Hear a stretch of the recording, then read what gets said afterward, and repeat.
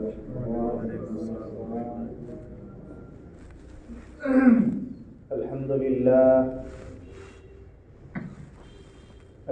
لله نحمده ونستعينه ونستغفره ونؤمن به ونتوكل عليه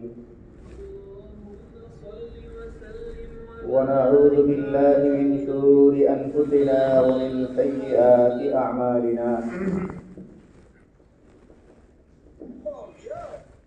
من يهده الله فلا مضل له ومن يضلله فلا هادي له ونشهد أن لا إله إلا الله وحده لا شريك له ونشهد أن سيدنا ومولانا محمدا عبده ورسوله صلى الله عليه وعلى آله وأصحابه وبارك وسلم أما بعد فأعوذ بالله من الشيطان الرجيم بسم الله الرحمن الرحيم إن عدة الشهور عند الله 12 شهرا في كتاب الله يوم خلق السماوات والأرض منها 4 حرم ذلك الدين القيم فلا تظلموا فيهن أنفسكم وقاتلوا المشركين كافة كما يقاتلونكم كافة وقال رسول الله صلى الله عليه وسلم 3 متواليات ذو القعدة وذو الحجة والمحرم ورجب مضر الذي بين جمادى وشعبان اللهم صل على محمد وعلى آل محمد كما صليت على إبراهيم وعلى آل إبراهيم إنك حميد مجيد اللهم بارك على محمد وعلى آل محمد كما باركت على إبراهيم وعلى آل إبراهيم إنك حميد مجيد سبحانك لا علم لنا إلا ما علمتنا إنك أنت العليم الحكيم মহান আল্লাহ পাক রব্বুল আলামিনের দরবারে অসংখ্য শুকরিয়া জ্ঞাপন করছি, যিনি আমাদেরকে অন্যান্য জুমার ন্যায় আজকেও জুমার নামাজ আদায়ের জন্য পবিত্র ঘর মসজিদে আসার তৌফিক দান করেছেন। আলহামদুলিল্লাহ।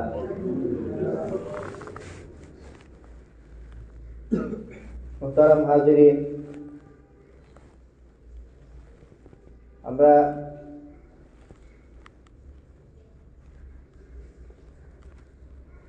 ঈসাই ক্যালেন্ডার অনুযায়ী, ইংরেজি ক্যালেন্ডার মতে নতুন একটা বছরে আমরা পদার্পণ করছি, 2026 সাল,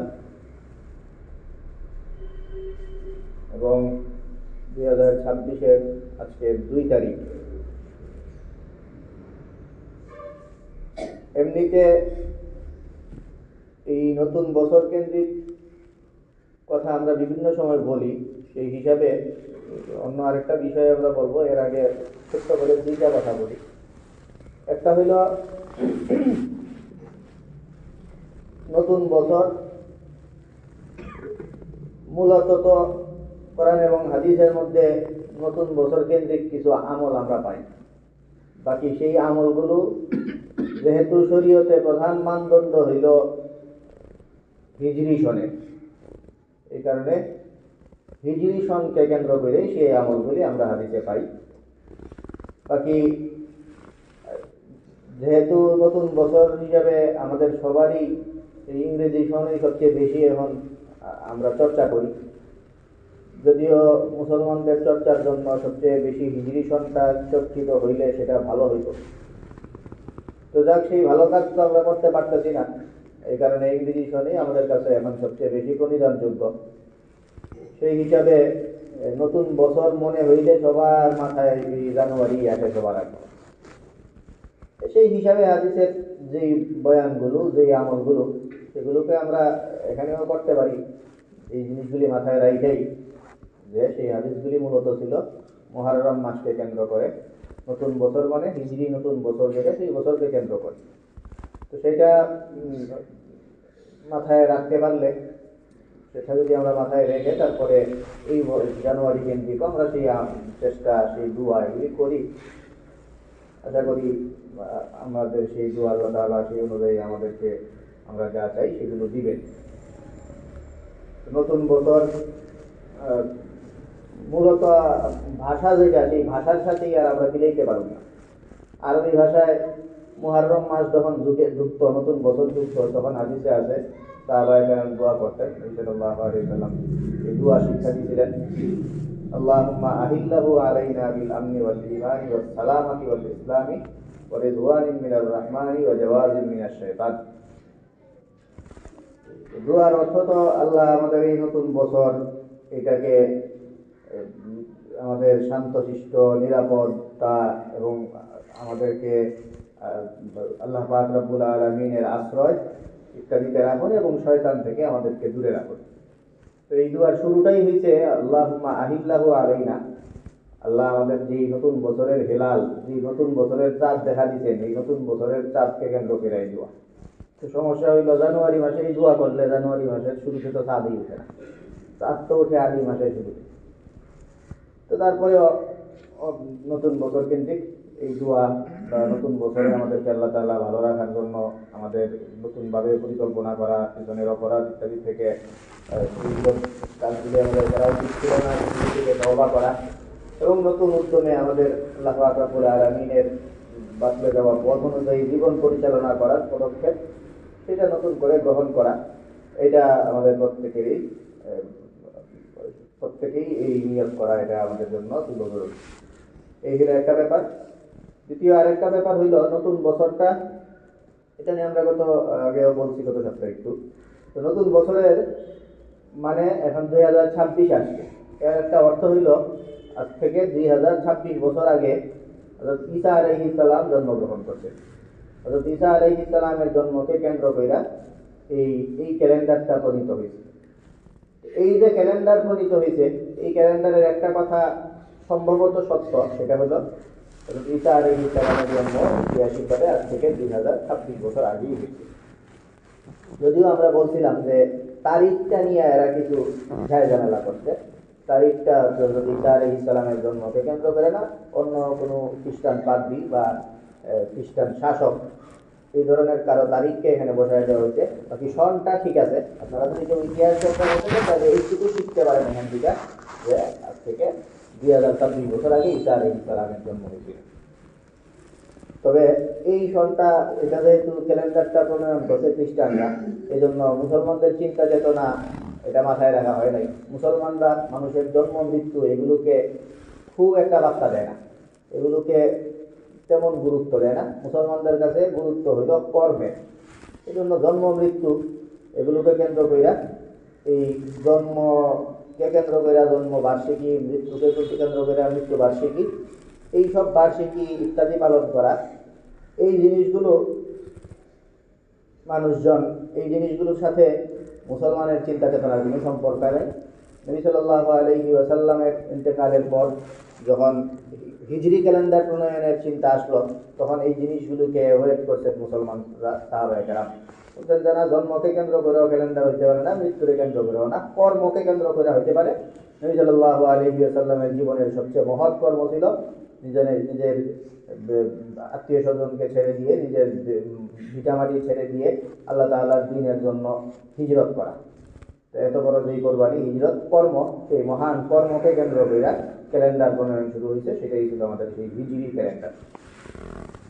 সেই জন্য এই সময় এই নতুন বছরকে কেন্দ্র করে আমরা এই আরেকটা কথা বলতে পারি, সেটা হলো জন্ম মৃত্যুকে কেন্দ্র করে কোনো ধরনের আয়োজন না করা, এটা আরেকটা শিক্ষা। জন্মবার্ষিকী, মৃত্যুবার্ষিকী আমাদের অনেকেরই এগুলো, আমাদের এই বক্তব্যগুলো শুনলে ওনারা মানতে চান, কেউ তো পুরাপুরি মানেন, কেউ হয়তো আমাদের কথা শুনে না জন্মবার্ষিকী, মৃত্যুবার্ষিকী আনুষ্ঠানিক পালন করা বাদ দেন। আবার দেখা যায় যে ওই আমাদের কাছে দোয়া চান, ওনার প্রয়াত মা বাবার জন্য, দাদা দাদি, নানা নানি ইত্যাদি পূর্বপুরুষদের জন্য দোয়া চান, একটু খোঁজ দিলে দেখা যায় যে দোয়া এমন দিনেই চাইতে আইছে মনে হয় আজকে মারা গেছিল কোনো বছরে। তো এই জন্য এই আনুষ্ঠানিকতাগুলো বাদ দেওয়া দরকার। যে কোনো দোয়া করা বা কোনো আয়োজন করা সেগুলো নিজেদের সুবিধা মতো সময়ে হইতে পারে। কোনো ক্যালেন্ডার রচনা করে সেই ক্যালেন্ডার মাফিক কোনো আয়োজন হইতে পারে না। আপনার সুবিধা এই অনুযায়ী আপনি যে কোনো আয়োজন করতে পারেন বা যে কিছু করতে পারেন ঈসা আলাইহিস সালামের জন্য। তো এই হইল ঈসা আলাইহিস সালামের জন্মকে কেন্দ্র করে যে ক্যালেন্ডার প্রণীত হয়েছে সেই ক্যালেন্ডার অনুযায়ী আজকে নতুন বছর। সেই নতুন বছরকে কেন্দ্র করে আমরা একটা কথা বললাম যে খ্রিস্টানরা ঈসা আলাইহিস সালামের জন্মকে কেন্দ্র করে ঠিক আছে জন্ম বার্ষিকীর একটা আয়োজন শুরু করছে, এরা এই ক্যালেন্ডারই বানায় ফেলছে একটা। কিন্তু মুসলমানদের হাতে যদি এইটার দায়িত্ব থাকতো, মুসলমানরা ঈসা আলাইহিস সালামের জন্মকে কেন্দ্র করে করতো না, ঈসা আলাইহিস সালামের কোনো কর্মকে, হয়তো ঈসা আলাইহিস সালামের আকাশে উঠে যাওয়া এত বড় মহান কর্ম, ওইটাকে কেন্দ্র করে কিছু করতো যদি ঈসা আলাইহিস সালামের কিছু হইতো। এই হলো আরেকটা কথা। আর রজব মাস ঢুকে গেছে, খুব গুরুত্বপূর্ণ একটা মাস। এই মাস নিয়ে কথা বলা দরকার। গত সপ্তাহ রজব মাসেরই সপ্তাহ ছিল, কিন্তু আমরা অন্য বিষয়ে বলার কারণে বলতে পারি আজকেও বলা দরকার। এর আগে আরেকটা কথা বলে দিই। আমরা জানি আমাদের দেশের ইতিহাসে অন্যতম একটা ঘটনা ঘটছে। সেই ঘটনায় আমাদের এই দেশের সাবেক প্রধানমন্ত্রী এবং আমাদের দেশের অন্যতম আলোচিত এবং সবচেয়ে বেশি মানুষের আস্থাভাজন বলা যায় কিন্তু প্রশংসিত প্রেসিডেন্ট জিয়াউর রহমান সাহেবের সহধর্মিণী, আমাদের দেশেরও তিনি 3 বারের প্রধানমন্ত্রী, উনি ইন্তেকাল করছেন। এবং সেই ইন্তেকালকে কেন্দ্র কইরা জাতীয়ভাবে শোক দিবস ঘোষণা করা হয়েছে। আর দলীয়ভাবে মনে হয় শোক দিবস, দলীয়ভাবে যেই দলের উনি ওই দল 7 দিনের শোক দিবস ঘোষণা করছে, আর রাষ্ট্রীয়ভাবে 3 দিনের শোক ঘোষণা করছে। তো শোক তো কেউ পালন করতেছেন না, আপনারা জানিয়েই, কিন্তু পালন নিজেরাও করতেছেন না। আমরা যদি বলি যে পালন করেন না, তাইলে অনেকের খারাপ লাগবে যে দেখো মনে হয় উনি আমাদের নেত্রীকে দেখতে পারে না পারে। কিন্তু যার খারাপ লাগবে আমরা শোকের বিরুদ্ধে বলবো, এই লোক নিজেও শোক পালন করতেছে না। শোক পালন না করেই এইটা আমাদের এই কথা খারাপ লাগায়। রাষ্ট্রীয় শোক এটা আসলে ধর্মীয় কোনো ভিত্তি নাই। ইসলামে পরিবারের লোক মারা গেলে, জামাই মারা গেলে বউ 3 দিন পর্যন্ত শোক পালন করি। পরিবারের কেউ মারা গেলে পরিবারের লোকজন 3 দিন পর্যন্ত, আর শুধু স্বামী মারা গেলে ওই স্ত্রী 4 মাস 10 দিন পর্যন্ত শোক পালন করে। এই হইল শোক। এর বাহিরে কারো রাষ্ট্র শোক পালন করতে পারে, কিন্তু রাষ্ট্রের অন্তর্গত অন্য কোনো মানুষের জন্য শোক পালন যায় না। তো এই যে কথাটা শুনলে যদি আপনার খারাপ লাগে, তাহলে আমি বলতে পারবো যে আপনি নিজেও শোক পালন করতেছেন না। কারণ শোক পালন করলে আপনি কালারিং কাপড় পরতেন না। শোক পালন করলে আপনি আপনার বউ সাদা কাপড় পরে বসে থাকতো। শোক যদি পালন করেন তাহলে এই আপনার স্ত্রী সে অলংকার গয়না এগুলো মেকআপ টেকআপ এগুলি করতো না। আপনি হয়তো আমার এইসব বলবেন যে হুজুর আপনি শোকের বিরুদ্ধে বলেন কেন, কিন্তু আমি বলতে পারবো যে আপনার বউ শোক পালন করতেছেন, আপনি নিজের বউরে বলতে পারতেছেন না, নিজেও শোক পালন করতেছেন। এটা একটা ফাইজলামি। শোক বলতে পরিবারের লোক শোক পালন করবে। আমরা দেখলাম বেগম জিয়ার পরিবারের যারা আছে, মেয়ে নাতি, এরা মনে হয় সাদা কাপড়ই পড়ছিল বেশি মনে হয়। কিন্তু পরিবারের বাহিরে মানুষের জন্য শোক পালন এটা যায় না। রাষ্ট্রীয় শোক হইতে পারে, কিন্তু এর বাহিরে কোনো শোক নাই। এই জন্য কেউ শোক পালনের সময় অনেকে বিভিন্ন সভা সমাবেশ করলে শোকের সময় এগুলি করে না, এই আওয়াজ। অথচ এই শোক পালনের সময় যারা শোক পালন নিয়ে এগুলি বলে, এরাই এই শোক পালন চলাকালীন এই 31st নাইট গেছে। এখানে যে এত ঘটনা ঘটলো, এত কিছু করলো, এই আতশবাজি ইত্যাদির আওয়াজে এগুলির কারণে মানুষের রাতে ঘুমটুম পর্যন্ত ডিস্টার্ব হইল, ওগুলোর বিরুদ্ধেও তো এগুলিও তো শোকের সাথে সাংঘর্ষিক। তো স্বাভাবিক এটাই, রাষ্ট্র হয়তো শোক পালন করছে, শোক ঘোষণা করছে, কিন্তু ব্যক্তি পর্যায়ে আমরা কেউই শোক পালন করি না। যারা শোকের পক্ষে তারাও করি না, আর আমরা তো শোকের বিপক্ষে। শোকের বিপক্ষে মানে এই দলের উনার বিপক্ষে বা উনার এটা না। শোক সরকার দিতে পারে, কিন্তু ধর্ম পরিবারের লোক ছাড়া অন্য কাউকে শোক পালনের বৈধতা দেয় না। পরিবারের লোক 3 দিন শোক পালন করবে, আর শুধু বিশেষভাবে স্ত্রী স্বামী মারা গেলে 4 মাস 10 দিন শোক পালন করবে। লা ইয়াহিল্লু লিআহাদিন আন ইউমিন লা ইয়াহিল্লু লিমুমিনিন আন ইয়াহিদ্দা আলা আহাদিন ফাওকা সালাসাতি আইয়ামিন ইল্লা ইমরাতিন ইল্লা ইমরাতান মাতা আনহা যাওজুহা। কোনো মুসলমানের জন্য 3 দিনের বেশি শোক পালন সেটা বৈধ না, এবং তার পরিবারের কেউ মারা গেলে সে 3 দিন শোক পালন করবে। আর যদি কোনো মহিলা তার স্বামী মারা যায় তাহলে এই মহিলা 4 মাস 10 দিন শোক পালন করবে। আচ্ছা, এটা আমাদের দেশে এটা নিয়ে খুব আলোচনা শুরু হয়েছে, এই কারণে আরেকটা বিশেষ বিষয় আমরা উল্লেখ করে দিলাম।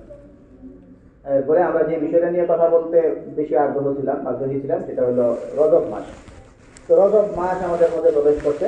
আমরা আগেও বলছি নতুন বছর শুরু করতে আমাদের মধ্যে প্রবেশ করছে। এই নতুন বছরে আমাদের নতুনভাবে আল্লাহ তাআলার দিকে ফিরে আসা, নতুনভাবে আমরা যেন গুনাহমুক্তভাবে জীবন শুরু করতে পারি, নতুনভাবে আমরা যেন ভালো মানুষ হয়ে যেতে পারি, এই উদ্যোগ আমাদের নেওয়া দরকার। আর ঘটনাচক্রে আল্লাহর বিশেষ এক অনুগ্রহ, আপনারা যারা এই নিয়ত করতে চান যে নতুন বছর আমরা নতুনভাবে জীবন শুরু করব, ভালো হয়ে যাব, এই মানুষদের জন্য ভালো হওয়ার সময় চলে আসে। রজব মাস চলে আসা মানে মানুষের ইবাদতের মৌসুম চলে আসা, আল্লাহর কাছে ফিরে আসার মৌসুম চলে আসা। রজব মাস শরীয়তের দৃষ্টিতে এটা গুরুত্বপূর্ণ একটা মাস। এই রজব মাসকে কেন্দ্র করে বহু ফজিলতের কথা, অনেক ধরনের আমলের কথা কোরআন এবং হাদিসের মধ্যে বর্ণনা দেওয়া আছে। আল্লাহ পাক রব্বুল আলামিন কোরআনে কারীমের মধ্যে এই রজব মাসকে কেন্দ্র করে একটা মৌলিক বক্তব্য পেশ করেন, যেখানে রজব মাস উদ্দেশ্য, এই বক্তব্যের আল্লাহ তাআলার এই বক্তব্যের বিশেষ উদ্দেশ্য রজব মাস, যদিও সেখানে নাম নাই। আর নবী সাল্লাল্লাহু আলাইহি ওয়াসাল্লাম এই বক্তব্যের দ্বারা যে রজব মাস উদ্দেশ্য এটা একদম নাম ধরে বলেন। আল্লাহ তাআলা অবশ্য নাম ধরেন নাই। আল্লাহ তাআলা বলছেন ইন্না ইদ্দাতাশ শুহুরি ইনদাল্লাহি 12 শাহরান ফি কিতাবিল্লাহি ইয়াওমা খালাকাস সামাওয়াতি ওয়াল আরদ। আল্লাহ পাক রব্বুল আলামিনের ওই দিন থেকে আল্লাহ তাআলা দুনিয়া আসমান জমিন এগুলো সৃষ্টি করছেন, ওই দিন থেকে আল্লাহ তাআলা নির্ধারণ করে দিয়েছেন যে বছরের 12টা মাস, আর এই 12 মাসের মধ্যে স্পেশাল 4টা মাস থাকবে। এটা আল্লাহ তাআলা দুনিয়া সৃষ্টির সময় নির্ধারণ করে দিয়েছেন যে বছরে মাস হবে মোট 12টা, আর এর মধ্যে স্পেশাল মাস হবে 4টা বিশেষ মাস। তো স্পেশাল মাস 4টা, মিনহা আরবাআতুন হুরুম, এর মধ্যে 4টা মাস সম্মানিত মাস বা 4টা মাস হারাম মাস, নিষিদ্ধ মাস। সম্মানিত আর নিষিদ্ধ এগুলো একই জিনিস। মনে করেন একই জিনিস কেমনে, মানে একই সূত্রে কাটা। কিছু কিছু জিনিসের সম্মানের কারণে এটা টাচ করা যায় না, তো মানে টাচ করা নিষিদ্ধ, এটা ধরা নিষিদ্ধ, এটা ব্যবহার করা নিষিদ্ধ, কারণ এই জিনিসটা সম্মানিত, এটাকে যত্রতত্র ব্যবহার করা যায় না। তো একটা জিনিসের সম্মানকে কেন্দ্র করেই এটার উপরে নিষেধাজ্ঞা আরোপ হয়। কোনো একটা জিনিস এটাকে সম্মান দিতে গেলে সম্মান দেওয়ার একটা প্রধান মাধ্যম হইল যে এটার উপরে নিষেধাজ্ঞা আরোপ করা। যেমন শরীয়তে মানুষ সম্মান করতে হয় এমন কিছু জায়গা আছে, আত্মীয়, একদম ক্লোজ আত্মীয় যারা, এদেরকে সম্মান করতে হয়। তো যাদেরকে সম্মান করতে হয় এরকম ক্লোজ আত্মীয়, এদেরকে বিবাহ করা নিষিদ্ধ। তো বিবাহ করা নিষেধ কেন? কারণ হলো এদের সম্মান বেশি। তো এরা এই সম্মানটা প্রয়োগ করতে গিয়া এখানে নিষেধাজ্ঞা আরোপ করা হয়েছে। কারণ আপনি যারা বিবাহ করতে পারবেন না, এটার 2 ভাষায় বলা যায় যে আপনি যারা বিবাহ করতে পারবেন না উনি নিষিদ্ধ। আবার এটার অন্য ভাষায় বলা যায় আপনি যারা বিবাহ করতে পারবেন না উনি নিষিদ্ধ, মানে উনি আপনার জন্য সম্মানের পাত্র, তার সম্মান বজায় রাখতে হবে। এই সম্মান বজায় রাখতে গিয়ে বিবাহ করা নিষিদ্ধ। তো এই হইল নিষেধাজ্ঞা আর সম্মান, দুইটা এই কাছাকাছি জিনিস। তো এই হারাম শব্দের অর্থ দুইটা। হারাম শব্দের অর্থ এটা সম্মানও হয়, আর নিষেধ আর সেটাও হয়। আলাদাভাবে যেটা হওয়ার দরকার নেই, একত্রেও 2 অর্থ দিতে পারে এই শব্দে। তো এখানে ঘটনা এটাই করছে, এই 4টা মাস, এই 4টা মাস সম্মানিত এবং এই 4টা মাস নিষিদ্ধ। সম্মান মানে এই 4টা মাসের সম্মান বজায় রাখতে হয়, নিষিদ্ধ মানে এই মাসগুলোতে অনেক বৈধ কাজ নিষেধ। কিছু কিছু জিনিস আছে, কিছু কিছু মাস আছে যে এই মাসগুলোতে যা মন চা তা করো না, তোমরা হিসাব কইরা কদম ফেলবা। এই হিসাব করে পাও ফেলবা এই কথাটা মানুষের মাথায় ভালোভাবে ঢোকানোর জন্য অনেক বৈধ কাজে নিষেধ করে ফেলানো হয়। যেমন রমজান মাসে যা মন তা করবা না, বুঝা শুনে কাজ করবা। এই রমজান মাসে কাজকর্ম বুঝা শুনে করবা, এই জিনিসটা মাথায় ঢোকানোর জন্য যেই জিনিস জায়েজ খাওয়া সেটাও নিষেধ দিনের বেলা। পান করা যায় এটাও দিনের বেলা নিষেধ। এরকম বৈধ কাজকেও নিষেধ করে দেওয়া হয় অনেক সময়, এটা বোঝানোর জন্য এই মাসগুলোতে বুঝে শুনে কদম ফেলতে হবে, যা মন তা করা যাবে না, কাজকর্ম হিসাব করে করতে হবে। এটা বোঝানোর জন্য এটা শরীয়তের একটা বিশেষ পদ্ধতি হইল যে জায়েজ কার্য নিষেধ করে দেওয়া হয়। তো এই 4টা মাস, এই 4টা মাসে নিষিদ্ধ। এই 4টা মাসের মধ্যে ইসলামের বলা যায় সবচেয়ে গুরুত্বপূর্ণ বিধান, যেই বিধানের ব্যাপারে সাহাবায়ে কেরাম নিশ্চিত ছিলেন যে এটার চেয়ে বড় ফজিলতের কোনো আমল নাই। এই কারণে যখনই কোনো ফজিলতের কথা আসতো, বিভিন্ন সময় আসছে যে এই কামটা খুব শ্রেষ্ঠ, সাহাবায়ে কেরাম জিজ্ঞেস করে বসতেন যে বলা তো জিহাদ ফি সাবিলিল্লাহ, আল্লাহ রাস্তায় জিহাদও কি এটার চেয়ে শ্রেষ্ঠ না? এর মানে কোনো জিনিস কোনো আমল শ্রেষ্ঠ এটা বললেই সাহাবায়ে কেরাম এটা তুলনা করে বলতেন জিহাদের সাথে, যে এটা কি জিহাদের চেয়েও শ্রেষ্ঠ? জিহাদ তো সবার চেয়ে শ্রেষ্ঠ। তো এই রকম গুরুত্বপূর্ণ আমল জিহাদ, যুদ্ধ, এই যে জিহাদ, সেই জিহাদ করা পর্যন্ত, যুদ্ধ করা, কাফেরদের সাথে লড়াই করা, সেটাও এই 4 মাসে নিষিদ্ধ। এত গুরুত্বপূর্ণ একটা কাজ, ওইটাও এই মাসগুলোতে নিষেধ করে দেওয়া হয়েছে। এটা এই মাসের সম্মান এটা বোঝানোর জন্য, এর জন্য এই মাসকে নিষিদ্ধ মাসও বলা হয়, যেহেতু এই কর্ম জিহাদ, লড়াই, যুদ্ধ এগুলো নিষিদ্ধ। এবং সম্মান, এই মাসের সম্মান বহুভাবে এই মাসের সম্মান দেওয়া হয়। জাহিরি যুগের লোকজন এই মাসে সম্মান দেওয়া হইত, জাহিরি যুগ থেকে এই মাসগুলিতে সম্মান প্রদর্শন করা হইত। তো কি ধরনের সম্মান আর কি কাজ এগুলি বলার আগে আমরা মাসগুলোর সাথে একটু পরিচিত হই। নবী সাল্লাল্লাহু আলাইহি ওয়াসাল্লাম এই আল্লাহ তাআলা বলেন মিনহা আরবাতুন হুরুম, 4টা মাস হলো সম্মানিত মাস। তো এই 4টা মাসের মধ্যে কি কি 4টা মাস সেই বর্ণনাটা নবী সাল্লাল্লাহু আলাইহি ওয়াসাল্লাম দেন। সালাতুন মুতাওয়ালিয়াতুন, টানা 3টা মাস। এই 4 মাস যেখানে আল্লাহ তাআলা বলেন 4টা মাস সম্মানিত, এর মধ্যে নবী সাল্লাল্লাহু আলাইহি ওয়াসাল্লাম এটা ব্যাখ্যা করতেন সালাতুন মুতাওয়ালিয়াতুন, টানা 3টা মাস সম্মানিত মাসের অন্তর্ভুক্ত যুলকাদা ওয়া যুলহজ্জা ওয়াল মুহররম। বছরের শেষ 2টা মাস যুলকাদ, জিলহজ, আর হলো বছরের প্রথম মাসটা যেটা সেটা মুহররম। এই টানা 3 মাস। আর 4 নম্বর আরেকটা মাস ওয়া রাজাব ও মুযার আল্লাযী বাইনা জুমাদা ওয়া শাবান। আর 4র্থ মাস যেটা আরেকটা বাকি সেটা হলো রজব মাস। তো এই 4টা মাস এগুলো হলো সেই স্পেশাল মাস, সম্মানিত মাস এবং নিষিদ্ধ সেই 4টা মাস। তো এই মাসগুলোর সম্মান বজায় রাখতে হয়, সম্মান বজায় রাখতে হবে, যা ইচ্ছা তা করা যাবে না, এই বক্তব্যগুলো কোরআনেই আছে। এখানে আল্লাহ তাআলা বলেন ফালা তাজলিমু ফীহিন্না আনফুসাকুম ওয়া কাতিলুল মুশরিকিনা কাফাতান কামা ইউকাতিলুনাকুম কাফা। তোমরা এই সম্মানিত মাসগুলো আসলে তোমরা কোনো ধরনের পাপাচার, অনাচার এগুলোতে লিপ্ত হইবা না। এই মাসগুলোর সম্মান প্রদর্শন করার একটা বড় মাধ্যম হইল কোনো ধরনের জুলুম, অত্যাচার, অন্যায় এগুলোর সাথে তোমরা যুক্ত হইবা না। এই হইল এই মাসের সম্মান রক্ষা করার একটা বিশেষ। তারপরে এই মাসগুলি যখন চলে যাবে তখন আবার তোমরা কাতিলুল মুশরিকিনা কাফাতান কামা ইউকাতিলুনাকুম কাফা, তারপরে আবার যুদ্ধ বিগ্রহ, কাফেরদের সাথে লড়াই এগুলি আবার তখন আবার শুরু করবে। তাহলে আমরা এই 4টা মাস পাইলাম, যেখানে কোরআনে কারিমে অস্পষ্টভাবে এই 4টা মাসের বক্তব্য বলা। এই 4টা মাস বিশেষ 4টা স্পেশাল মাস আছে, এই কথাটা কোরআনে কারিমে বলা। এবং নবী সাল্লাল্লাহু আলাইহি ওয়াসাল্লাম এই 4টা মাসের নাম ক্লিয়ার করছেন। আল্লাহ পাক রব্বুল আলামিন এই মাসগুলোর সম্মান রাখার প্রতি একটা বক্তব্য তুলে ধরছেন, সেটা হলো এই মাসগুলোতে কোনো ধরনের অন্যায়, অনাচার, জুলুম, অত্যাচার এগুলোতে কেউ যেন লিপ্ত না হয়, এটা। এছাড়া এই মাসের সম্মান এবং এই মাসের করণীয় ইত্যাদি বিষয়ে বিশদ বিবরণ রয়েছে হাদিসের মধ্যে। আজকে আমরা যেহেতু বিভিন্ন বিষয়ে বলছি, এই জন্য এই বিষয়টা আজকে শেষ করা সম্ভব হবে না, অন্য দিনগুলোতে আমরা ইনশাআল্লাহ কথা বলবো। আজকে আপনাদের কাছে একটা দাওয়াতনামা আসছে, আমরা সেই দাওয়াতনামা বিষয়টি বলি। আমাদের সুপরিচিত শিক্ষা প্রতিষ্ঠান, বাংলাদেশব্যাপী এই শিক্ষা প্রতিষ্ঠানের সুনাম রয়েছে, হালিমা সাদিয়া মহিলা মাদ্রাসা ভৈরব, এটার খতমে বুখারী আজকেই বিকাল 3টা থেকে আপনারা এখনই প্রস্তুতি সেরে সেখানে অংশগ্রহণ করার চেষ্টা করবেন। তো এখানে আপনারা অংশগ্রহণ কেন করবেন সেই বিষয়ে আমরা বলি। এটা তো হইল বুখারী শরীফের খতম, কোরআনে কারিমের পরে সবচেয়ে বিশুদ্ধ গ্রন্থ বুখারী। এই বুখারী শরীফের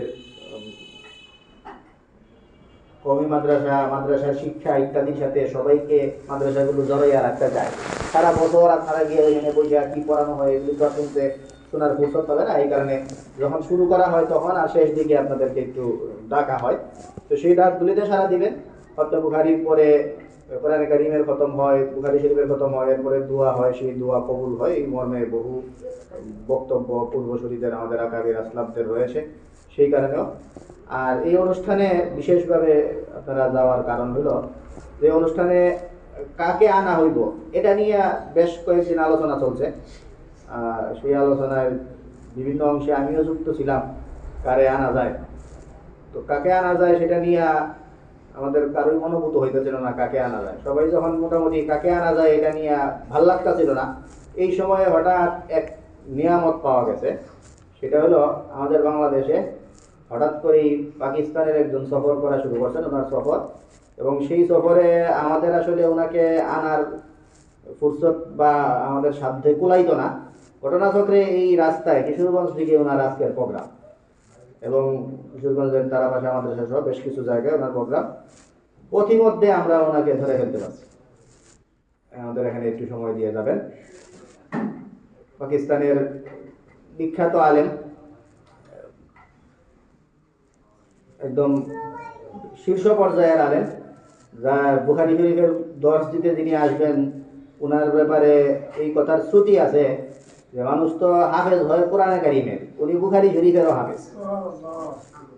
তো সেই আল্লামা ডক্টর মনজুর মেঙ্গল আহমদ বরকাতহু, পাকিস্তানের, নামটার সাথে পরিচিতই না থাকলেও আপনারা বেশ ওনাকে দেখলেই বুঝবেন যে হ্যাঁ ওনাকে দেখা হয়েছে।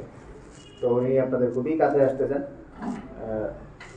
আপনারা সেই ওনাকে এত বড় বুজুর্গ, ওনাকে এত বড় আলেম, ওনাকে দেখার জন্য হলেও আপনারা সেখানে অংশগ্রহণ করবেন।